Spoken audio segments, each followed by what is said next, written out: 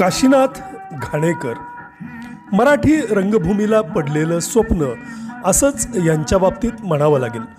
कारण यापूर्वी कुणालाही रंगमंचावर इतकी प्रसिद्धी मिळाली नाही. त्या अर्थानं पहिले सुपरस्टार असंही त्यांच्याबद्दल म्हणता येऊ शकेल. मराठी रसिकांनी अमाप प्रेम केलेला अभिनेता असंही त्यांच्या बाबतीत सांगितलं जातं. आणि काशीनाथ घाणेकर एवढं नाटकाच्या बोर्डवरती नाव दिसलं की रसिकांची प्रचंड गर्दी त्या नाटकावरती पडायची.